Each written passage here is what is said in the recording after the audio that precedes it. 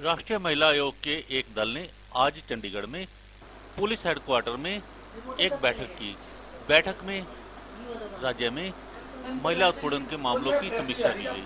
आइए आपको सुनाते हैं कि महिला आयोग की सदस्य क्या कह रही हैं। हमने पिछले 6 मंथ्स से शुरू किया है कि हम महिला जन सुनवाई अलग अलग डिस्ट्रिक्ट्स में अलग अलग कंप्लेंट्स 84 कंप्लेंट्स और उन 84 कंप्लेंट्स को हमने 2 दिन देखा। उनमें से काफ़ी हद तक पुलिस ने एक्शन लिया हुआ था, ज़्यादातर एक्शन लिया हुआ था, लेकिन हमारे पास एक्शन टेकन रिपोर्ट्स नहीं आई थी। हमें वर्क करना पड़ रहा है। क्या कर रहा है? नहीं तो मैं किसको बताऊँ। ये तो मैम ब्रीफिंग है, मीडिया ब्रीफिंग के लिए रिकॉर्डिंग। मैम आपकी वीडियो रिकॉर्डिंग वाली ओके डिस्कस भी करूंगी। एक में मैं प्रेस से भी कुछ पूछना चाहूंगी, अगर आप लोगों में से कोई जवाब दे सके। एक केस था इम्पोर्टेंट, पूनम मलिक का केस आया है कि वो हैरेस हुई है। आप प्रेस वालों ने बहुत ज्यादा उसका कवरेज दिया हुआ है, बहुत ज्यादा। तो आप लोग बताएंगे, मैं उसको इंक्वायरी बनाऊंगी और इंक्वायरी रिपोर्ट बनानी पड़ेगी मुझे। वो मैंने आज मिस्टर दीपक को भी बुलाया था जो एक्स डीसी थे, उनको समन किया गया। इनिशियली उनकी मेमोरी गायब हो गई थी और उन्होंने ऐसे लग रहा था देखा ही नहीं है, जबकि वो प्रेस में इतना ज्यादा आया है। And that girl is suffering only because of that कि प्रेस में मेरे को इतनी बदनामी की गई है।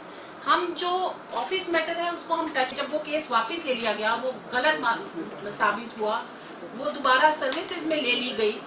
जो प्रेस में उसके अगेंस्ट आया उसकी पे आज भी वो एक ऐसा वीडियो आया है कि जिसको वो सुन नहीं सकती है। इफ यू मीट हर, वो मेंटल रेक हो गई है वो लड़की, उसको मेडिसिन की जरूरत पड़ रही है, वो सो नहीं पा रही है इन सब चीजों के कारण। उसको मारा पीटा और मोलेस्ट करने की कोशिश की गई, जिसपे पुलिस ने 7 महीने तक अभी तक कोई कार्रवाई, मतलब एफआईआर भी 3 महीने बाद हुई है और हो गए हैं 4 महीने और हो गए हैं, अभी तक उसमें चार्जेस फ्रेम नहीं हुए। मैं उसके लिए स्पेशली अभी मिलने गई थी डीजी साहब से, तो 150 केसेस।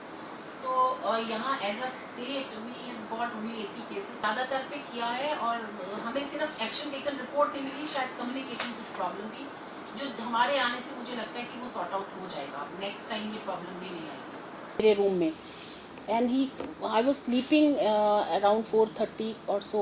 काम करने के बाद I went and I was sleeping and he continuously was knocking at my door.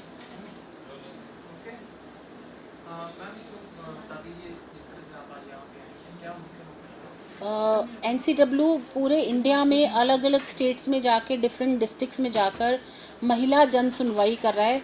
जो हमारा इनिशिएटिव है फ्रॉम लास्ट 6 मंथ्स हम लोग ये कर रहे हैं, और इससे ये हुआ है कि हमारे पास जो पेंडिंग कंप्लेंट्स थी वो हम वहीं उसी डिस्ट्रिक्ट में जाके, क्योंकि पुलिस भी सामने होती है, कंप्लेनेंट भी सामने होते हैं एंड सम टाइम रिस्पोंडेंट भी सामने होता है, तो जो सॉर्ट आउट करने वाली होती हैं डोमेस्टिक वायलेंस और ये केसेस भी सामने सॉर्ट आउट हो जाते हैं।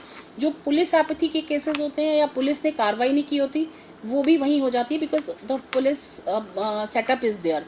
क्योंकि हम आईओस को बुलाते हैं तो हमें पता होता है एग्जैक्टली उस केस में क्या हुआ है, क्योंकि पुलिस आईओ खुद एक्सप्लेन करता है कि मैंने अब तक ये काम किया है, और अगर कोई काम नहीं किया तो हम पूछ सकते हैं कि क्यों नहीं किया अभी तक।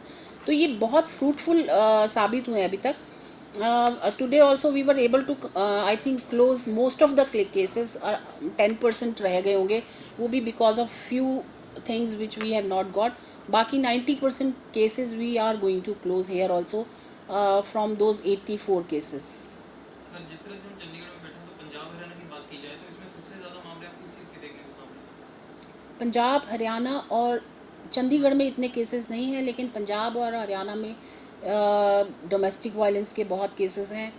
इवन हरियाणा में बाकी केसेस भी बहुत होते हैं, रेप और मोलेस्टेशन और ये सारे केसेस भी बहुत ज़्यादा होते हैं। पंजाब में डोमेस्टिक और पुलिस एपैथी के बहुत होते हैं।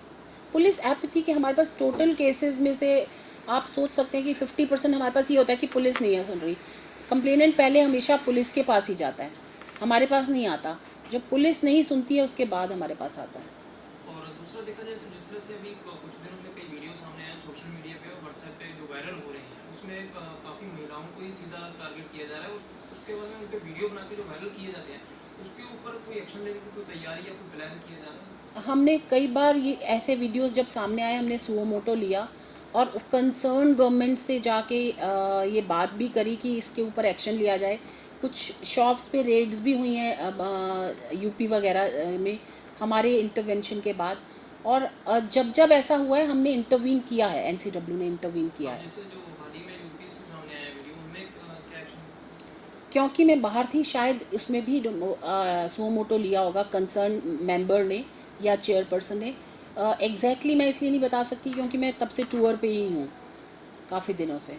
तो वो क्या लिया है वो आप मुझे जाके पता चलेगा, क्योंकि सब मेंबर्स अलग अलग स्टेट्स बटे हुए अपने अपने काम करते रहते हैं मेंबर्स। मैम ये हाल ही फिलहाल में एक आज में मामला हुआ था जिसमें एक लड़की ने एक स्टाफ मेंबर पर रेप का आरोप लगा दिया और बाद में इंक्वायरी में पता लगा कि वो वैसी लड़की करती है, तो उसमें आपका एनजीओ क्यों नहीं पार्टिसिपेट? हमारा एनजीओ नहीं है, पहली बात तो हमारा कमीशन है और नेशनल कमीशन है। मेरा कहने का मतलब तब आप लोगों ने उस चीज़ पे कोई हमारा विमेन रिलेटेड वो होता है, हम सुमो मोटो उसमें नहीं लेते जिसकी औरत लड़की गलत हो तो उसमें नहीं लेते हम सुमो मोटो। लड़की का कोई मुद्दा हो जिसमें वो एरेस्ट हुई हो वहाँ हम सुमो मोटो लेते हैं।